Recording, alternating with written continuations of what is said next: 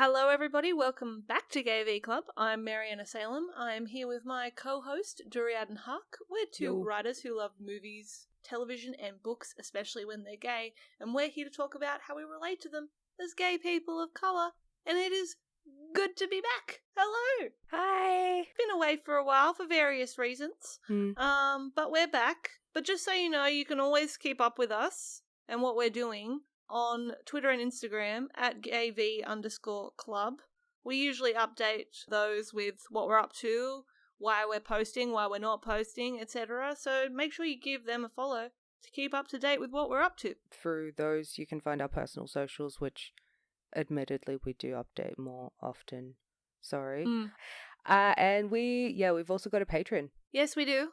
We have a patreon.com/gayvclub. Please, if you want to, head over there and you can give us some monies, not very much monies, and we will give you some juicy bonus things, like extra bonus episodes or access to early episodes. Or you can just request topics to us and we'll do bonus episodes for you as well. Yes. Thank you to our patrons who have already signed up, and thank you to our listeners, all of you, for being very patient. We very much appreciate it. Thank you. It was really nice that even though we had a big hiatus this year, to see that we were still on people's Spotify Wrapped. Love you. Very heartwarming, thank you. Thank you. But Mariana, you've been busy. I have been very busy this year. It's very funny to me that I was like, you know what, I'm going to have like at least a year off academia to just chill out and relax, and I don't actually feel like I've chilled out or relaxed. You don't still want to go back, do you? I don't know. That is okay. Sorry. That's okay. I don't know. We'll figure that out. I'll figure that out someday. But what I have done is I've actually kicked a pretty big goal this year that I didn't expect to kick. I'm going to be published in a speculative fiction anthology that's going to be an actual physical real life book. The anthology is called This'll Come Back Now, and is going to be published by the University of Queensland Press. It is a world-first anthology of speculative fiction, exclusively by First Nations authors from so-called Australia. It will be published and available to buy from May 3rd, 2022, but I'd really love it if people could pre-order if they can and support black fellow authors, because, we get paid on the basis of pre-orders and how much the publishers actually make, which I never understood until this point in time. I always used to think it was weird how people would always be like, please pre-order, but it's because, if you tell the publishers you want more, then we get more. Woohoo! Very big dream of mine. Didn't expect to kick it, in the year of our Lord 2021, in my year of rest and chilled outness. But yeah, I'm very happy. We will put the link where you can pre-order the book in all the places, in the doobly-doos, etc. Yeah, there's a word I haven't used in a long time. Can you tell I was grew up watching the Vlog Brothers? Maybe you can't. But anyway, what are we talking about today, Durian? Okay, we're talking about how. So, did you know, Mariana? Films are one of the most expensive art forms to produce. They can't be. That's one of the reasons why there aren't that many LGBT films, because no one wants to give money to LGBT stories. I wonder why. Even less so when the filmmakers themselves are openly LGBT.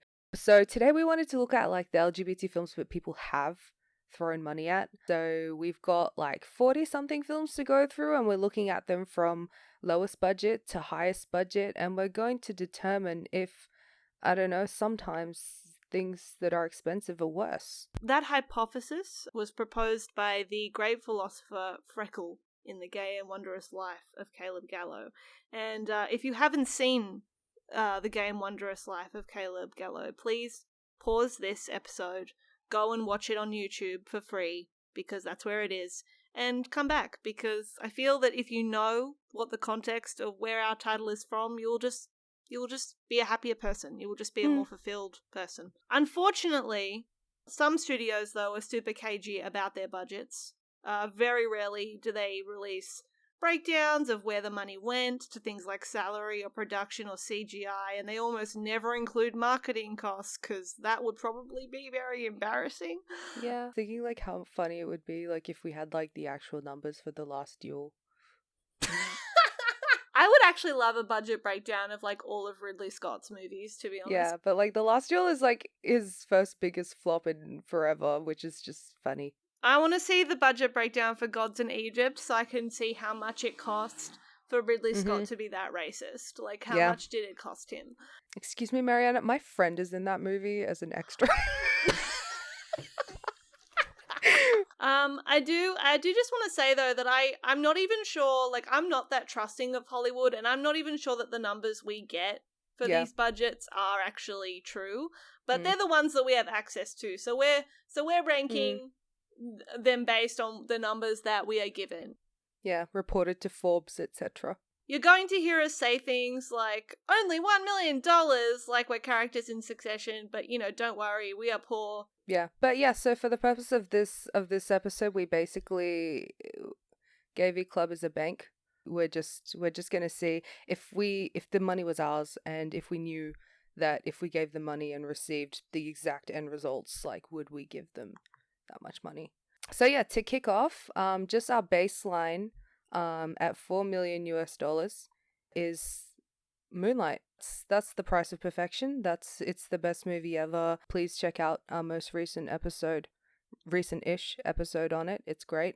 But yeah, for Moonlight, definitely like something that Barry Jenkins and Oliver McCraney like have spoken about is how difficult that movie was to get made, and like all these budgeting issues. So like definitely like I would give them whatever number they asked. Like, if this is what they can do with 4 million, like, imagine what they could do with more. Next, coming up in 5 million, Dallas Buyers Club, which you've seen, Mariana. I have. I've seen this movie many times. Dallas Buyers Club by Jean-Marc Vallée. So, Dallas Buyers Club is a 2013 movie based on a true story. It is about a man called Ron, played by Matthew McConaughey, who is a straight man who discovers he has AIDS, and also discovers that, you know, when you have AIDS, people are shitty to you. Shock, horror, gasp. And he wants to not have AIDS. He starts smuggling in banned drugs that can help patients survive longer. Because, you know, popular drugs like, what's it called? Was it AZT? AZT? The drug AZT, the drug at the time, was famously not helping people. It was helping some, but, like, not a lot of people. And he got around this by forming a club called the Dallas Buyers Club, where people just paid a subscription, and he would give them vitamins and experimental drugs that some of which did actually help, that he would smuggle in from places in South America. Because while it was illegal to sell drugs, he technically didn't sell drugs. He sold this subscription to the club, which is why it's called Dallas Buyers Club.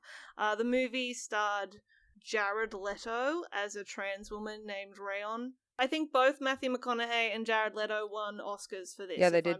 I'm not very much mistaken. They did. There is a past version of me that really did love this movie.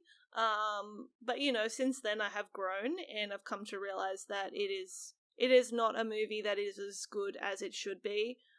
In terms of like having actual empathy for the people that it's about. I think this movie really only needed maybe a few like empathetic adjustments to who it actually focused on, and it could have actually been like an incredible film. But, you know, we can't judge a movie on what it potentially could have been. We have to judge it on what it is. And to be quite honest, if I gave someone $5 million in 2013, and they came back to me with this, I would ask them to go back and do a bit better by the people who were mostly affected by the subject matter that it deals with, because it doesn't really do that. Also, this movie had the cultural impact on people in Australia of making them all get VPNs. In Australia, I don't know if you know this about Australia, but Australia has the highest rates of piracy. Not like cool, like Jack Sparrow kind of piracy, just like, internet you know, piracy, like content piracy. Content piracy. It has the highest rate of piracy in the world every year. Like, every year Australia is like number one on the list. I could go into the reasons why that is, but, you know, the reasons I feel are quite obvious to Australians if you're listening. So a lot of the time, the Australian government has tried to like appease like international distribution companies by trying to be like, yeah, we're trying to crack down on the fact that nobody in this country wants to pay for media. Never mind that it's never made accessible here.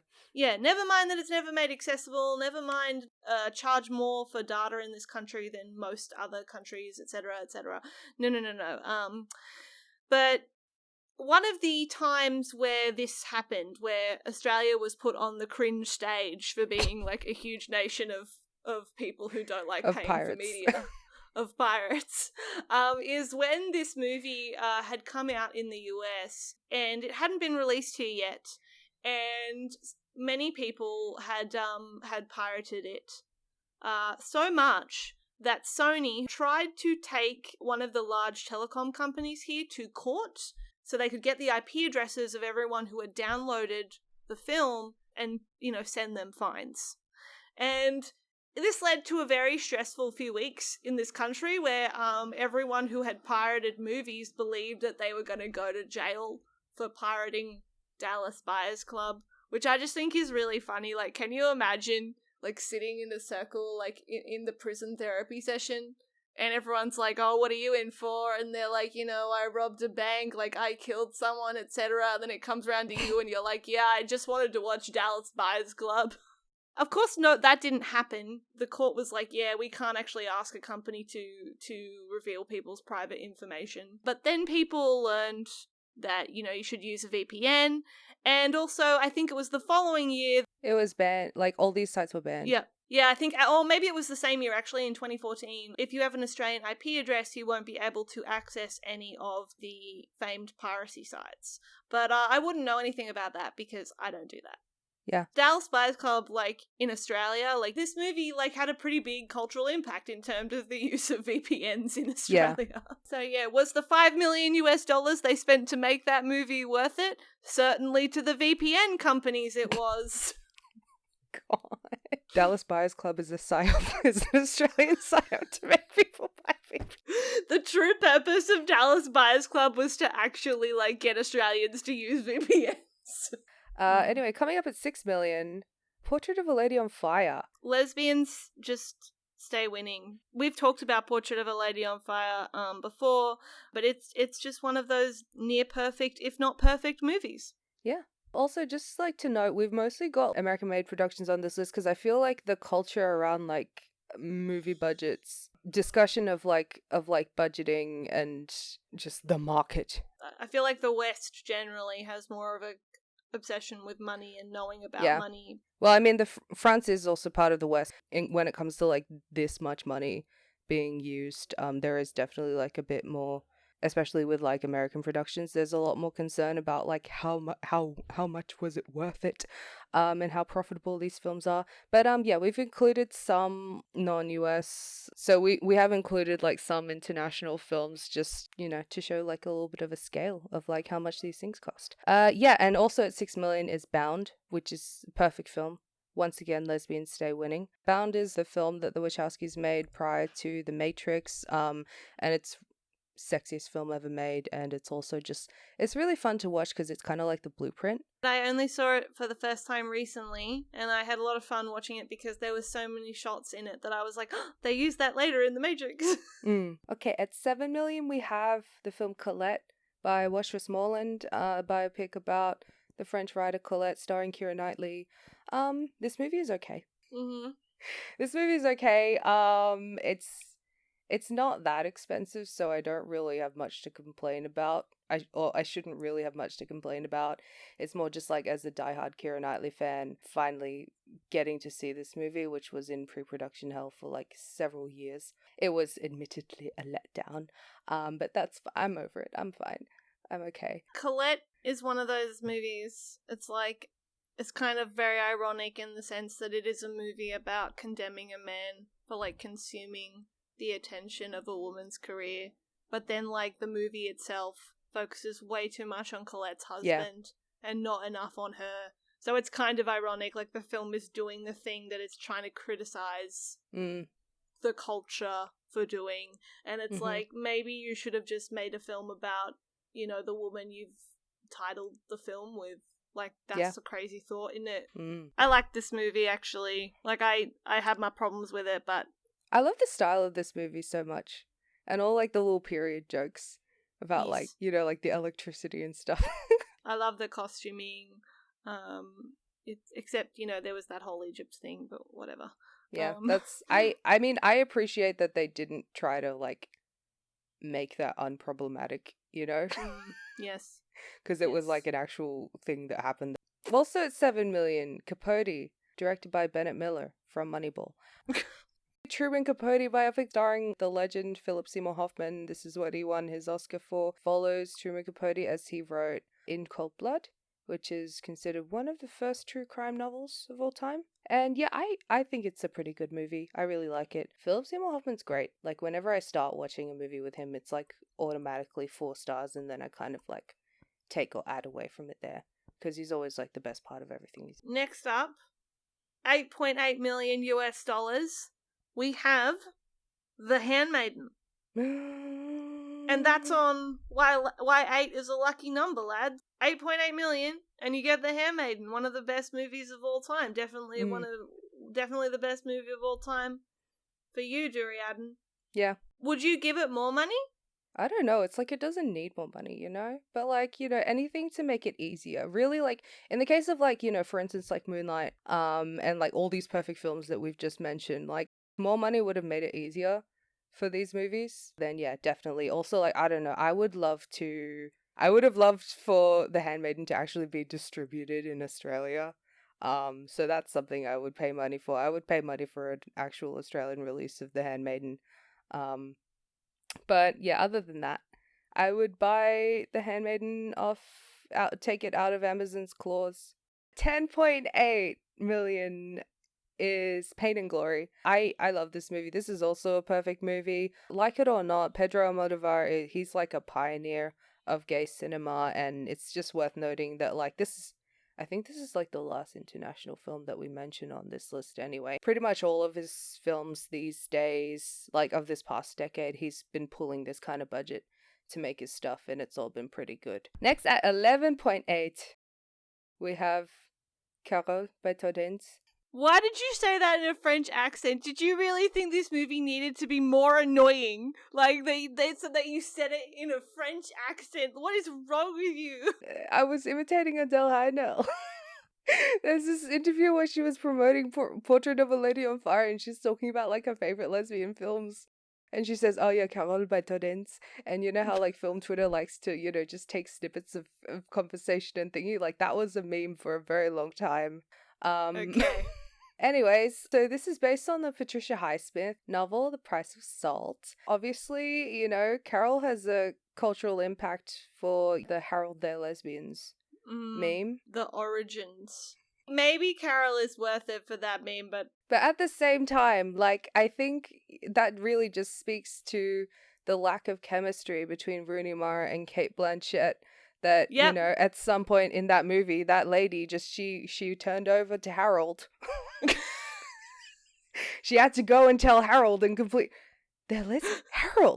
Harold, they're lesbians, Harold. I don't know where Harold is, but I want him to know. Harold and his fellow cinema-going partner. I want him to know. Harold, I want you to know that I understand why you didn't know, because this movie is the most boring movie ever made. I acquired this movie to watch, and I put it on, and I fell asleep 40 minutes into it because I was so bored, and then I woke up and didn't even realize I'd fallen asleep because what I was seeing on the screen still made sense to me because they weren't doing anything. Nothing happens in this movie. And then when I eventually realized I'd fallen asleep, I went back and watched it, and I still remained unconvinced that this was a lesbian film, even as they were making out, because that's how little chemistry Rooney Mara and Cate Blanchett had. They couldn't even... Did they just spend the $11.8 million on dousing them in cold water so that they didn't have any chemistry? Like, what? Where's the $11.8 million? I could make this movie movie for $40 with some gay friends, and I can guarantee you I could do something better, that more convincing as a lesbian romance. Cannot stand Carol. Cannot stand Carol. And Kate Blanchett, I just want to say on an unrelated but still related note, she named her child after Roman Polanski. Do with that information what you will. Cannot stand. $11.8 million. I would be so angry, not only at the filmmakers, but at myself for thinking that that I could give someone $11.8 million and they would come back with a good film. I would doubt the very... You just keep going. You still go. I would doubt the very philosophical worth of money if I had spent $11.8 million and came back with this. That's all I'll say. I'm done. I'm finished. Are you sure? Are you sure? Yeah. You're done? You're done? I'm done. You're good? I'm You're done. good? Thank you, Merryana, for that. You're welcome. Rooney Mara's an industry Just relentless. Just...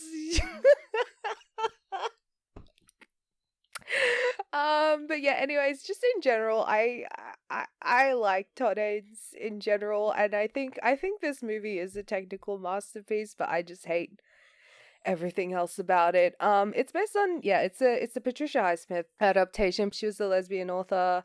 Her representations of queer people in her work, it's interesting. And I think the thing that is interesting about the movie Carol is the way that it's adapted, because the thing about The Price of Salt is, as we know, Carol is much older than Therese. Don't ask me. I want to say Therese, yeah. But yeah, Carol Laird, she's way older than Therese is. There actually is, believe it or not, there's actually that age gap, that dynamic is actually quite manipulative somehow. Who'd have thought? Who'd have thought? And the screenplay for this movie was adapted by a lesbian, and the thing is, it kind of removes that manipulative aspect out of their relationship, but you've still got the age gap, which is weird as shit. And by removing that and having nothing between Carol and Therese in that movie also just adds to the lack of chemistry, because there's no There's no stakes. What am I looking at? You guys are just having a staring competition with each other. Thank you. That's what it's not even an interesting staring competition. But yeah, that's our thoughts on Carol. $12 million. We have the film Frida Kahlo biopic starring Salma Hayek, directed by Julie Taymor. This movie also has the same kind of problem that we mentioned with Colette, where it focuses too much on her shitty husband. It's a really well-made film, but at the same time, knowing what we know now about the way that Salma Hayek was treated by Harvey Weinstein as she was trying to get this film made, is it puts a bad taste in your mouth, This price range that we're in kind of the Oscar baity, biopic-y range right now, yes, of the films that we're discussing, from Salma Hayek's piece detailing the abuse that she faced from Weinstein. She also mentions just kind of all the hoops that he made her jump through in order to make this film and in order to secure funding for this film. So even though this is only $12 million, this is something that she had to really, really fight for. I'm glad she did, to be honest. I still think it's a great film. I'm sure there's a parallel universe out there somewhere where it's a bit of a different film and doesn't have the same problems that Colette has, but I agree. I think it's a nice movie. Next up, we have $14 million. 2014's The Imitation Game, which is another Oscar bait biopic about Alan Turing, the gay British man who is essentially responsible for modern computing as we know it. It specifically centers on Alan Turing's time as a codebreaker during World War II. He is played by Benedict Cumberbatch, and this movie was released after Alan Turing was posthumously pardoned by the institutions that killed him. The movie actually tried to sort of advocate, and so did the stars of the film, tried to advocate for all the other gay men that were criminalized in the same way that Alan Turing was. I don't know if anything came of that. I don't think anything did.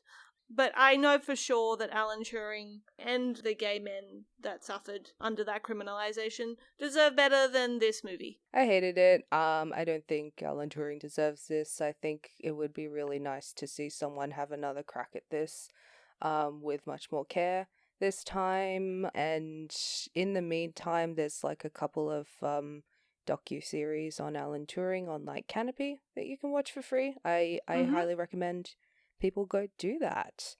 Okay, so also at 14 million is Brokeback Mountain, which is, yeah, it's one of the first mainstream gay films, I'd say, because it was like really high profile due to like the cast who was making it, Ang Lee, legend, critically acclaimed. I think also because it was so high profile, it did invite a lot of homophobic public discourse. Like, it's referred to as the gay cowboy movie.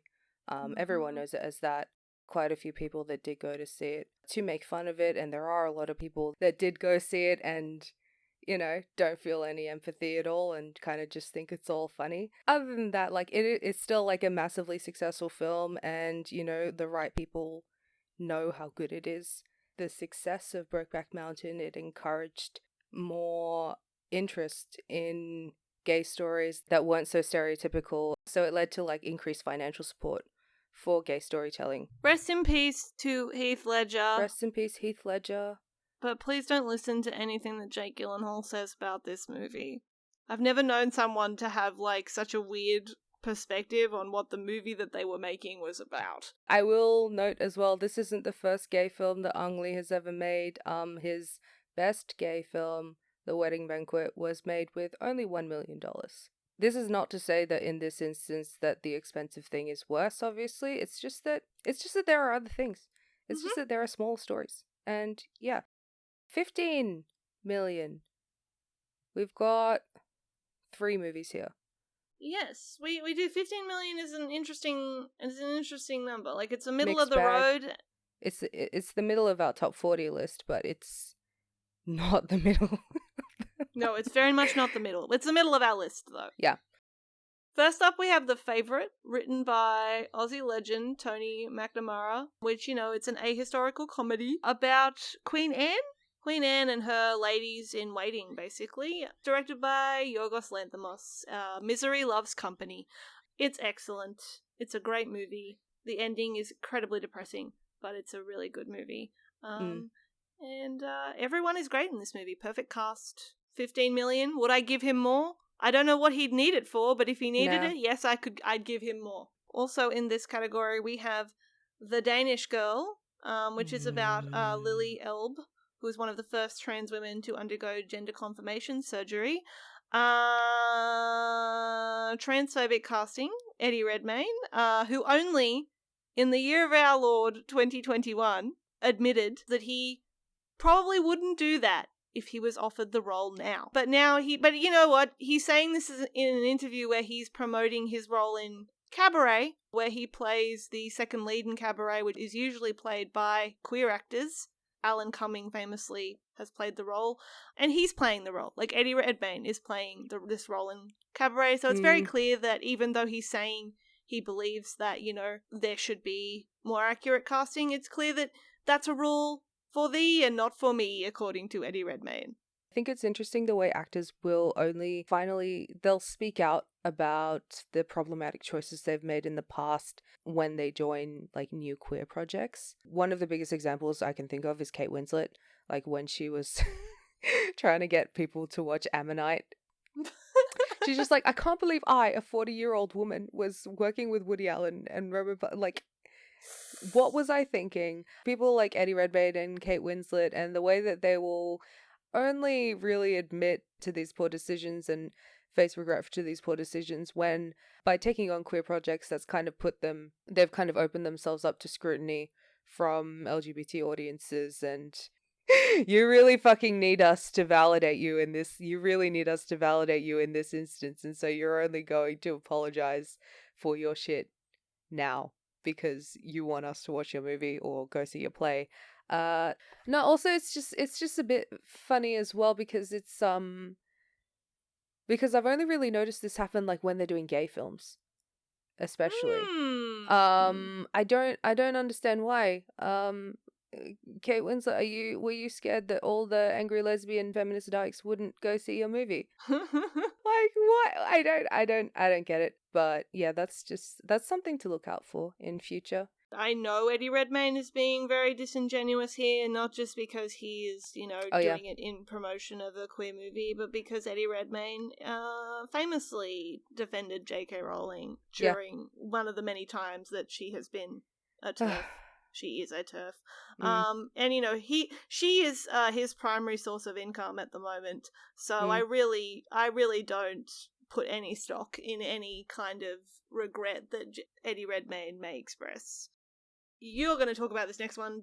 Also 15 million, Mulholland Drive by David Lynch. I don't want to explain what Mulholland Drive is about because you can look up the synopsis, and even if you did look up the synopsis, I would add the word allegedly to the end of it. The thing about David Lynch movies is they always feel like they cost half of what their reported budgets were. So I think you could easily make this with half. I freaking hope the crew is well paid on his movies, because where does the money go? But yeah, Mulholland Drive, it's like one of the few Lynches that I think are good. I really hate film bro culture around David Lynch and the way people are like, oh, well, this movie is really good to watch when you're high. Actually, I think if you need to abuse substances not to sound like a narc, but but if you need to abuse substances in order to enjoy a piece of media, it's not good. Like, is David Lynch gonna pay for my weed? Abusing substances and watching a movie is one way to make sure that you probably won't really perceive the movie. But yeah, I think Mulholland Drive is good. I watched it sober. I thought it was fine. I quite enjoy it. His other stuff, maybe you do need something, because yeah, he's full of shit. He's full of shit, isn't he? The only media I've seen made by David Lynch is his daily weather reports on YouTube. Oh, okay. And I love them. It's like he's just this old man who is like, I hope it will be sunny today, and then that's it. Number 17, Love, Simon. We love Simon. This is a fun movie, okay? It's a movie that I wish I got to watch in high school, and I'm really glad gay kids now have this to watch when they're in high school, because this is a movie about gay teens. It's actually for teenagers, which is really important, because there's not a lot of media that exists. There's still not that much media that exists for it. It's not a perfect film ideologically, and it's not particularly complex, and it oversimplifies a lot of things, but yeah, it's a good teen movie. Also, Keenan Lonsdale is there. Yeah, Keenan Lonsdale, Dance Academy alumnus, is there. Yes. So what do you want? Come on. Yeah, tell me you don't cry when, he comes out to his mom, Jennifer Garner, and she says that beautiful thing to him. Like, come on now. Yeah. $20 Milk. million. Milk. Harvey Milk biopic. It's a pretty compelling film. It's by Gus Van Sant, a really influential gay filmmaker. He's also made a few other things, like My Own Private Idaho, for instance. This is still a Sean Penn movie. It's still very much a kind of Oscar baity, oh, please nominate me for impersonating this really distinctive voiced person kind of movie. I wouldn't say, also James Franco is in it, and I think it's kind of interesting. It's more just a recounting. Even though I like Gus Van Sant, I think this movie itself isn't that much different to just like a regular documentary that recounts events slowly without any real personal. It doesn't really have much personal insight, I'd say. Like, I think you could watch a series of news reports and you'd be left with the same impression. I still enjoyed it. It's a compelling watch, but also mostly my main problem is Sean Penn. Can I just say that's quite literally how I feel about The Crown? Like, when I've tried to watch The Crown with my brother, who is a huge fan of The Crown, I just feel like I've watched a whole bunch of news reports. Like, I don't feel like I've watched television. It's just deeply unimpactful for me watching The Crown. Yeah. Next up, 23 million. Fuck this movie. Green Book. which is a completely not true story, completely not true biopic about Don Shirley. Allegedly about Don Shirley. Is it Allegedly really about about Don him? Shirley. He's in the back seat, literally. Yep. In every sense of the word. We talked about Green Book very briefly in our biopic episode, so feel free to go back and listen to those if you want to know our thoughts in detail. But $23 million, I would actually rather just keep the money and not make this movie, you know? Yeah. Waste of money. Waste of money. It was not a very nice time in my life when people were going to see this movie, and then, you know, there were the older people in my life going to see this movie and then coming back and telling me how, like, wonderful it was. And I was like, what was wonderful about it? The white saviorism, the racism, the homophobia, like, what did you find so wonderful? Behind the Candelabra. This is actually an HBO TV movie, but it's directed by Steven Soderbergh, who he's a good filmmaker, but his last few projects have been really awful. There's like no reason to respect him. I feel like the last 3 things he's done flops that were just absolute terrible, very bad ideas. But yeah, Behind the Candelabra, it's a Liberace biopic that focuses on the progression of one of his relationships. Obviously being a Liberace biopic, opulence is key. Mm-hmm. So yeah, you do need $23 million to make a TV movie about Liberace, because yeah, the movie looks really good in terms of production, costuming, everything. Plus, like, yeah, the prosthetics as well. Makeup is like huge in this movie, and yeah, I think it's pretty good. It's pretty good. Not a waste of money, I don't think. 25 million. The Hours by Stephen Daldry. This is one of my favorite movies of all time. It's based on the Michael Cunningham novel. It follows 3 different timelines of Virginia Woolf writing Mrs. Dalloway, 2 other generations of women later in the future reading Mrs. Dalloway, basically. Yeah, so $25 million, $2 was spent on Nicole Kidman's nose. But yeah, I really love this movie. I was forced to watch this in Extension 1 in year 11 during my very big internalized homophobia phase, and I really hated it, but now I really love it. I know what it is. Philip Glass does the soundtrack for this movie, and I don't know how much he got for this movie, but I would double it because it is one of the best film scores of all time. It's beautiful. Oh, also at 25, Battle of the Sexes. No one remembers this Billie Jean King biopic. I did not remember it. She's a former #1 American tennis player. Emma Stone plays her. It's a pretty well focused for a biopic, I think, actually. It's still just really boring. It stars one of the main villains of this I'm just thinking about what? You know that at the end of 7 Days in Hell when they're talking about how, like, they died and they're like, but no one cared because they were tennis players. Yeah, they're like, but no one gave a shit because they were tennis players. That's literally what you're saying. But it's just also like Mary and I, we do like tennis actually quite a bit. Yeah, we do love tennis. And yeah. Yeah, Margaret Court is one of the main villains in this movie, other than Steve Carell's character, is Margaret Court, a homophobic icon. Something nice about this movie is Alan Cumming is there. Alan Cumming is there as her, I don't know, wardrobe assistant or whatever. Something pretty stereotypical, but it's still just really nice to see him there, you know? But yeah, this is $25 million that no one remembers spending. I don't know why, actually. You'd think that people would. It was pretty stacked for a cast, really. Yeah, it was a really stacked cast, but... But, you know, it's about tennis players. So no one cared. It's about tennis players, so no one gave a shit.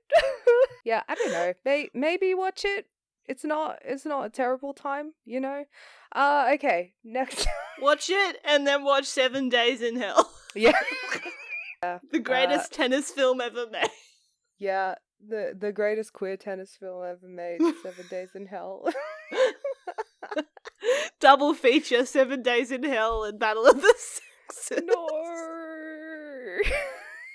That's okay, $30 million. 30 million. At $30 million US, we have Atomic Blonde, the 80s nostalgia action spy movie starring Charlize Theron as a bisexual spy, and, you know, her love interest in this movie is Sophia Boutella. It's also kind of James McAvoy, I guess. I don't know.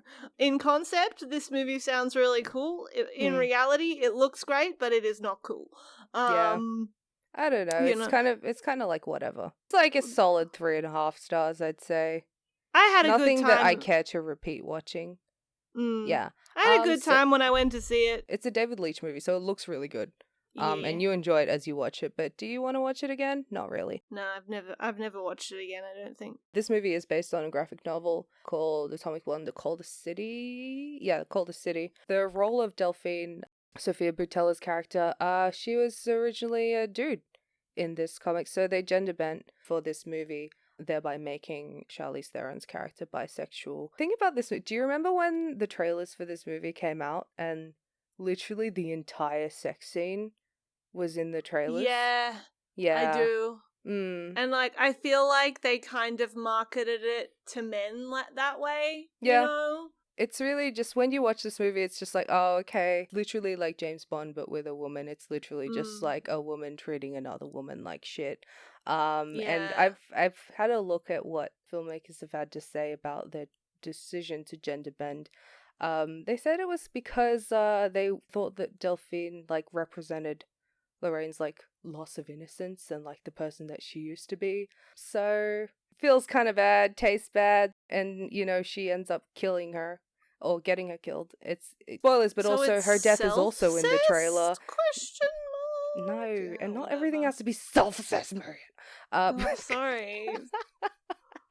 But what if it does, okay? What if everything is? Everything is self-assessed.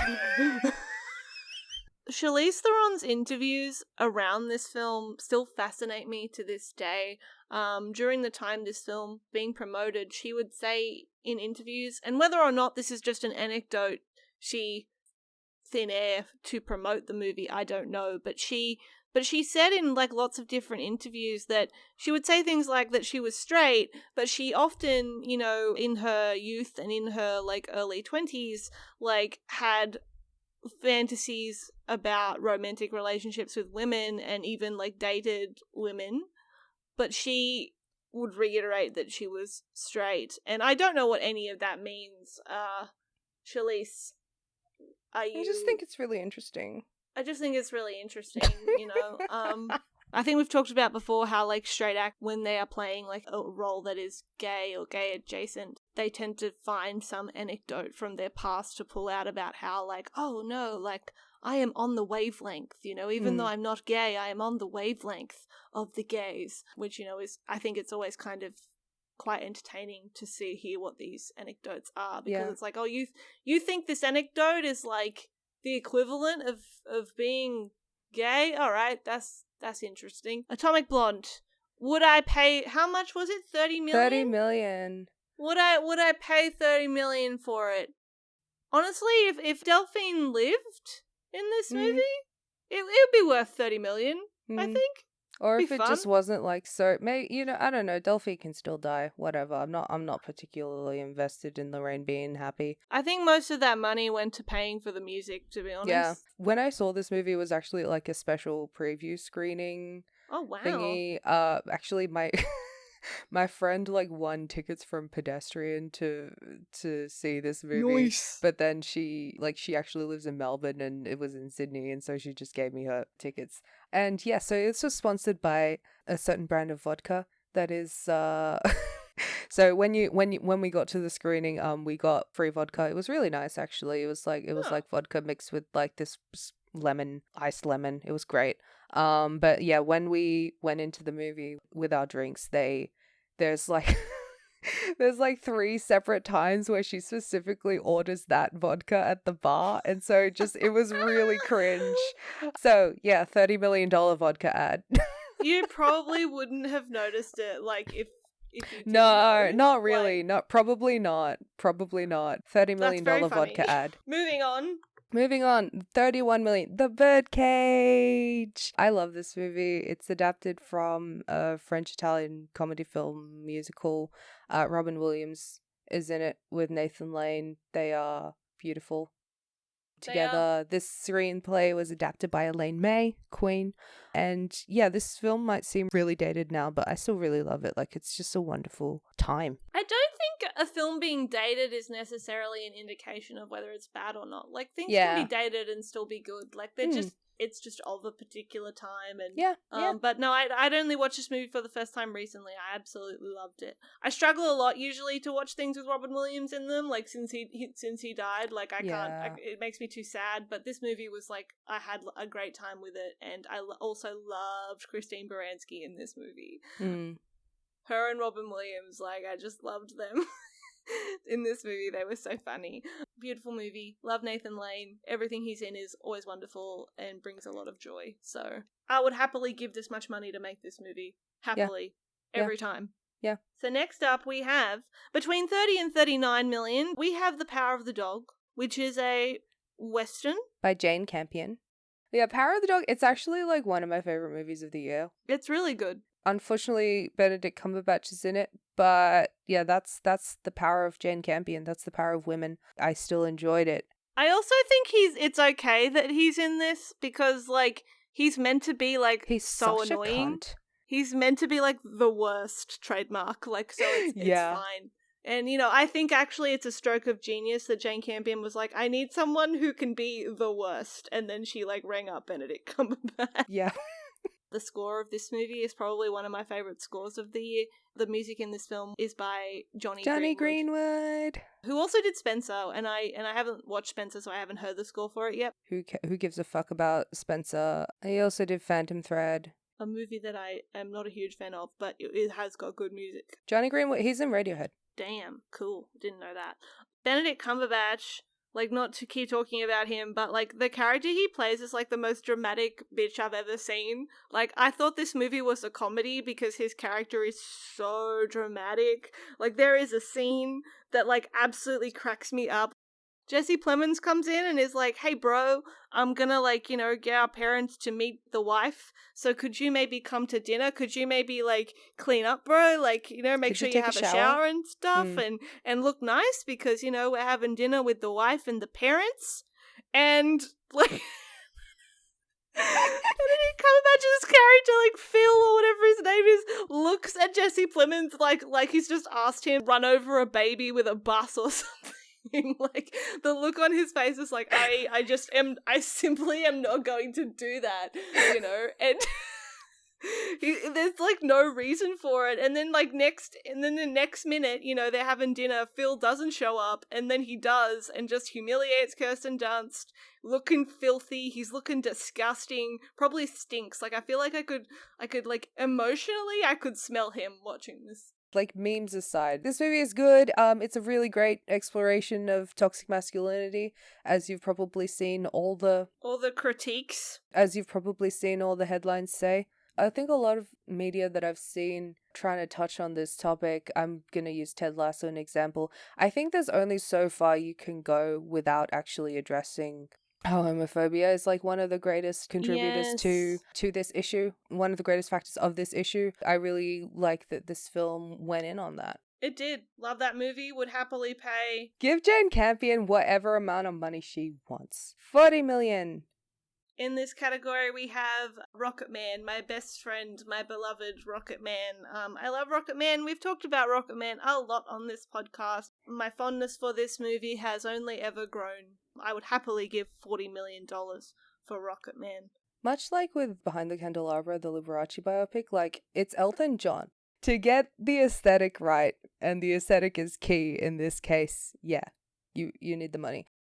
Yes. Also at 40 million is one of my least favorite movies of all time, The Talented Mr. Ripley, also based on a Patricia Highsmith novel. I have so much beef with this movie. Oh? When I watched this movie for the first time a few years back with my friend, we spent literally a week texting each other, like, how to fix this movie, because just, dude, I hate Matt Damon so much. I hate Matt Damon, I hate Cate Blanchett, I hate Gwyneth Paltrow. I don't understand what Gwyneth Paltrow's accent is supposed to be in this movie. It's like she just changes constantly. The only saving grace of this movie is Philip Seymour Hoffman, who, as I've mentioned, is always the best part of everything he's in. Also, this is like the second best looking Jude Law has been in a movie. So could you fix This him? movie is so stupid. But could it's you so fix him? bad. I could, yeah, easily fix him. I could maybe throw, I don't know, like Xavier Dolan or some shit. I'd give him maybe like 20 mil to try and have a crack at this movie. Oh my god, Xavier Dolan would go crazy with 20 He would mil. go crazy with this material. Like I hate this movie because of how good it could have been. 42 million. Yes, we have Bruno. I hate Sacha Baron Cohen. I can't stand this man. I think it's really weird that everyone's just forgotten, like, how racist this man is. And I hate that, like, you know, during last year when he was on the Oscar trail for Trial of the Chicago 7, he even tried to pull this sort of thing like, yes, but, you know, when I was in brownface, making my movies where I was in brownface, that was parody. So it's fine, actually, and it was fine at the time, and you know it's not fine now, but it was fine at the time. No, it wasn't, Mr. Baron Cohen. Like, you are directly responsible for so many micro and macro aggressions that I experienced growing up. If I see you in real life, because I know there's a chance of that because you literally live here on my stolen land, like, meet me in the pit, we will fight to the death, and I will marry Isla Fisher in your place. Like, I will marry your widow. And Bruno, which is the film that is $42 million, it's simply homophobic because Sacha Baron Cohen made it. Think of it almost as an ironic study of homophobia, but it's not. It's actually just homophobic. Yeah. I would rather spend $42 million on literally anything else other than this movie. I don't even think you could fix it for $42 million. No. Literally just give it to anyone else. Give it to Xavier Dolan. Give it to Xavier Dolan to make our Goldfinch. $52 million. Whew.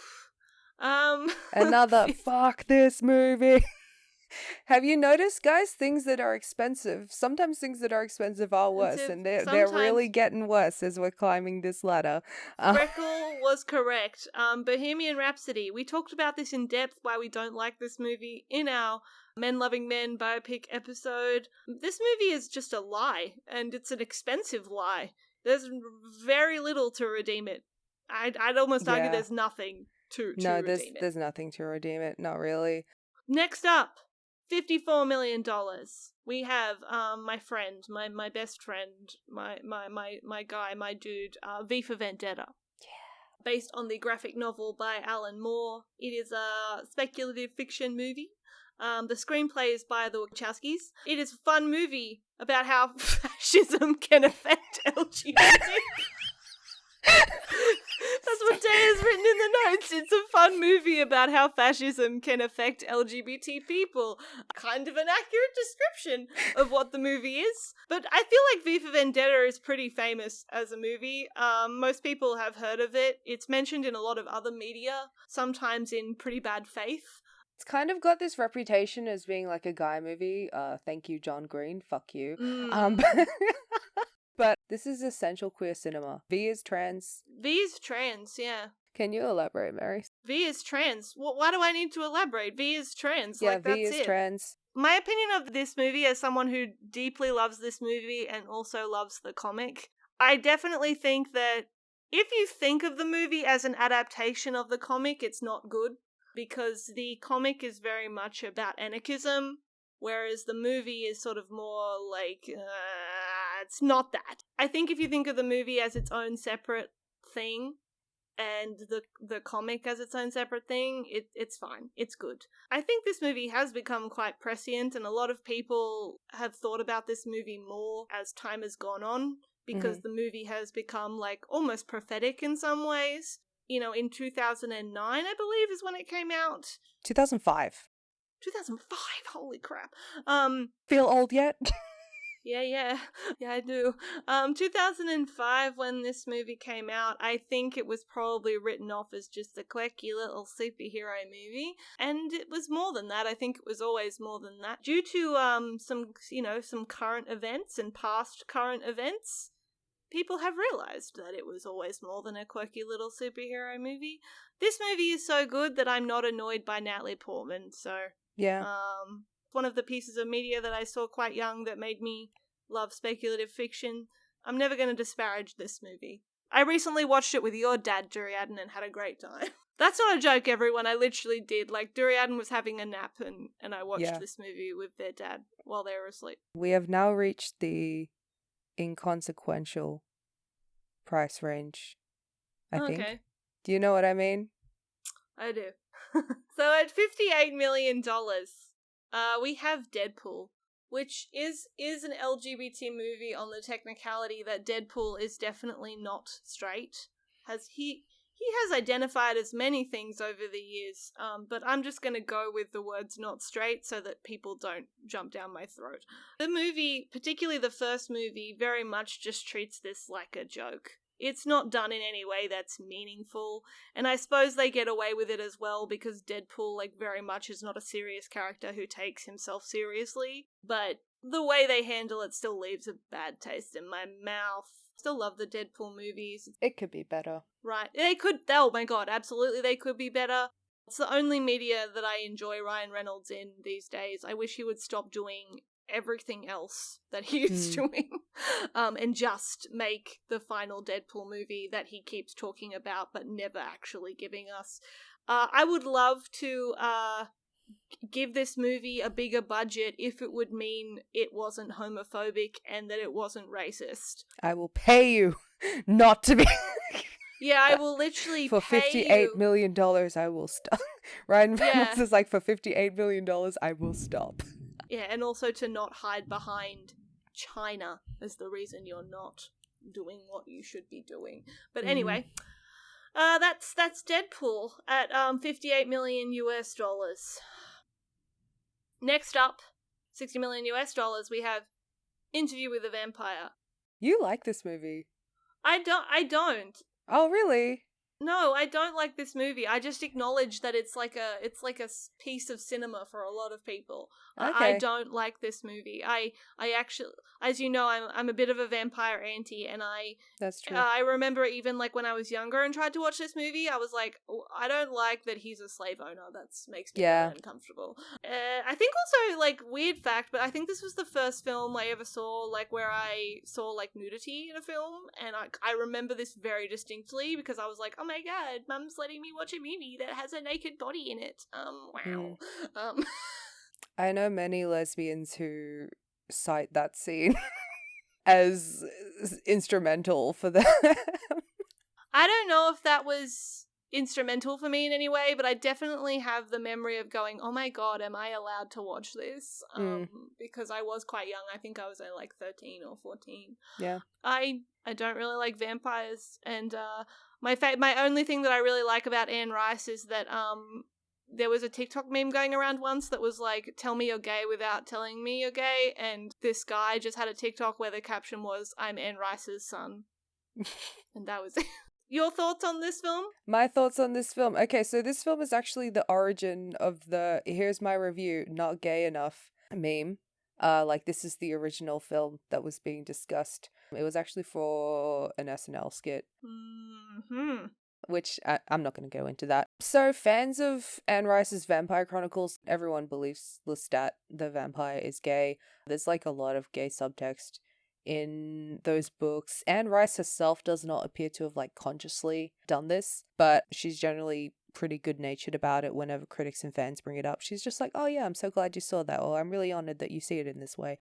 I don't like this movie. I was shown this movie because it was the favorite movie of this girl who I now hate deeply, and if someone came up to me and asked me, if knowing what I know now, and someone asked me for $60 million to make Interview with a Vampire, I would say no, not because I don't like the movie. I would say no in order to deprive that person of joy. Personally, I wouldn't be that devastated. And we have the Old Guard, which was made in whenever, 2019, 2020. Yeah. I don't know. They blew together. 2020, maybe.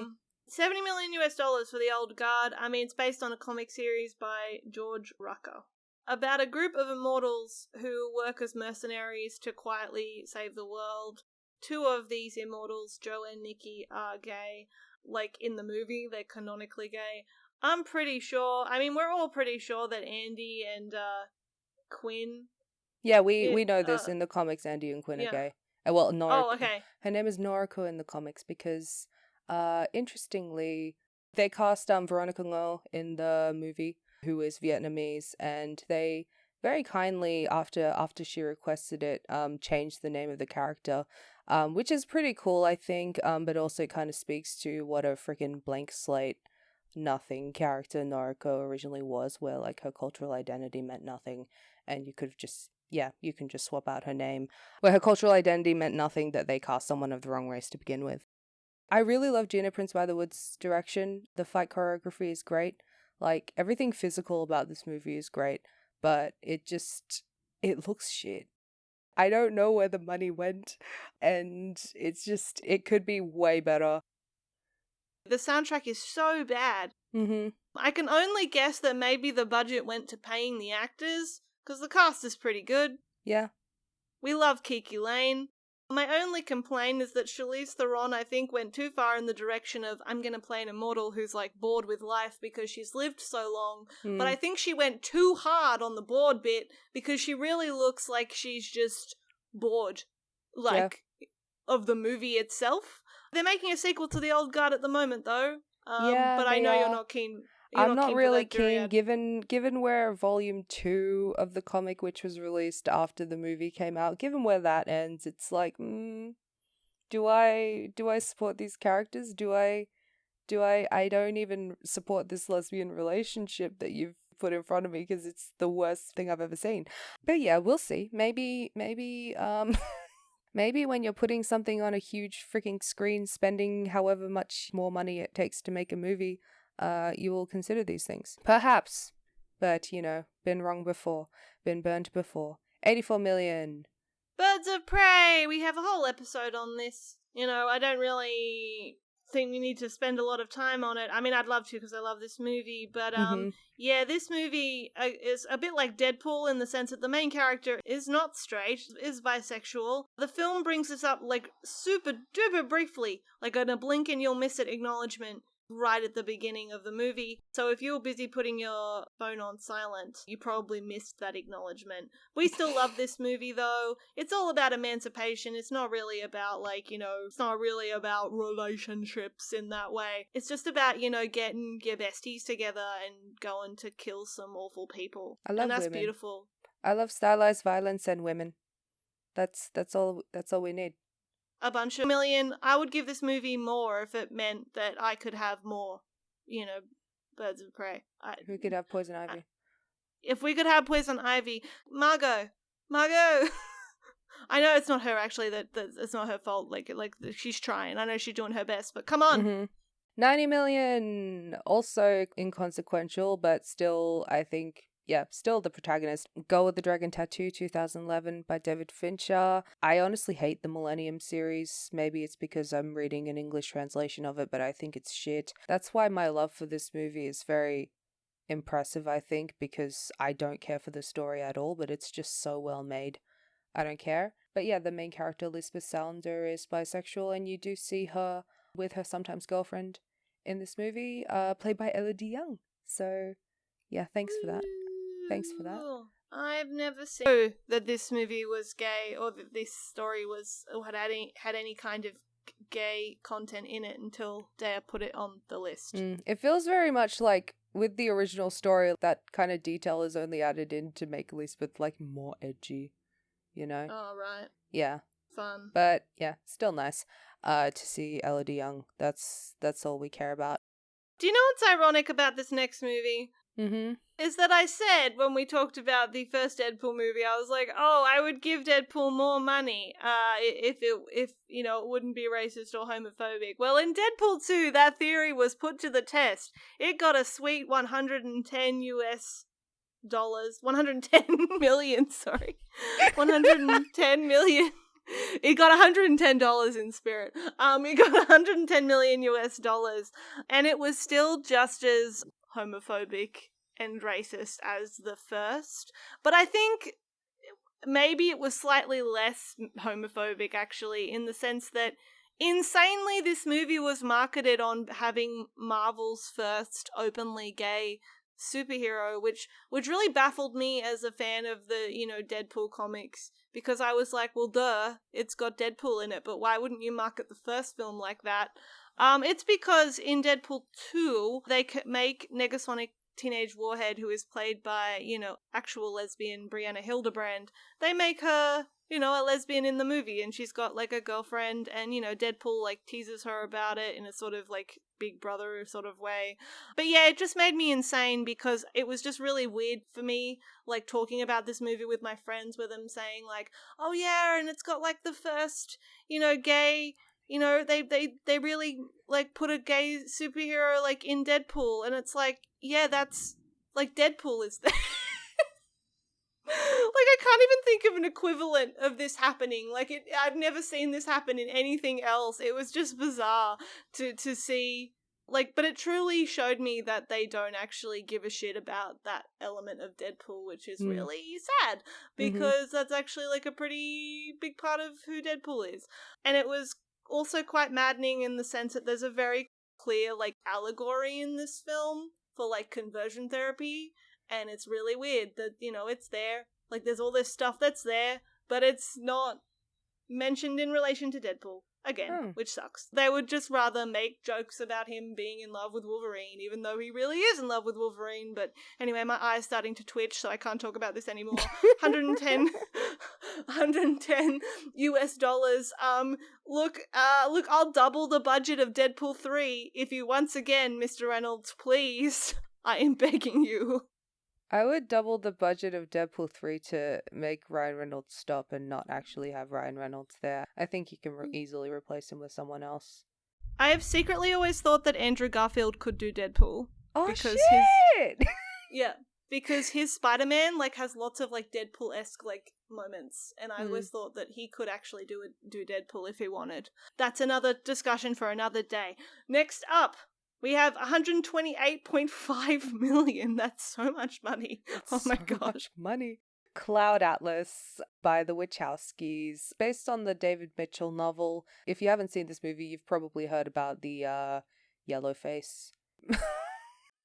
But there's also whiteface, which is bizarre. Yeah, not that great to watch. But yeah, just worth mentioning.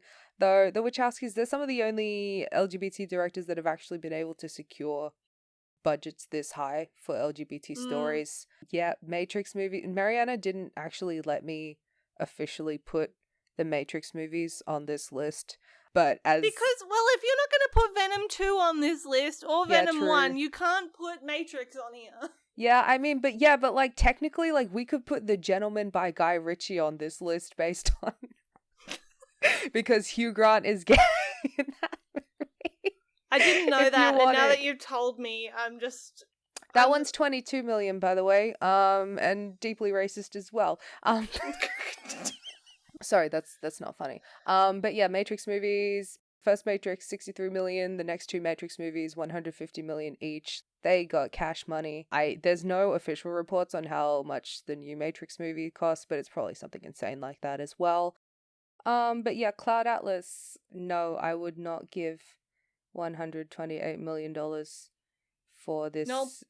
I wouldn't even give half that. I wouldn't even give half that for this. No, I would give that money if you promise not to do all the yellow face. Yeah, I guess it's a fun movie. But yeah, nah, just as it is, no. Like, as we said, like, they made a perfect movie with $6 million bound, and now they have literally like 50 times. I can't math. 120, yeah, like 50 times. I don't know, I feel like if you had that much money, you could have just got different actors that were, like, actually Asian to do this thing. Anyway, next up, 155 horrendous amount of money. 155 million. It's for Alexander 2004. $155 million. This is a 3-hour long epic about Alexander the Great, though. Like, I understand where the money is going. There's actually like 4 different cuts of this movie, and they're all 3 hours long. I actually never heard of this movie before doing research for this episode. I hadn't heard of this. I was back. What is with the year 2004 and like 3-hour long action movies about Lord of the Rings? Like, about like epics? No, not Lord of the Rings. I'm talking about Alexander, there was Troy, which we're going to talk about in a bit. And I'm there was saying King that Arthur, it's because of Lord of the Rings impact. Yeah, true. And fucking Braveheart, I think, as well. Mm. Anyways, I'm shocked that I didn't know of this film's existence because it stars Colin Farrell and he's pretty well liked. I quite enjoy them. He looks like shit in this movie, like not even in a good way. He just doesn't look good. His love interest in this is played by Jared Leto, who has lots of eyeliner on. It's not good. Like I feel like no one wants to see that.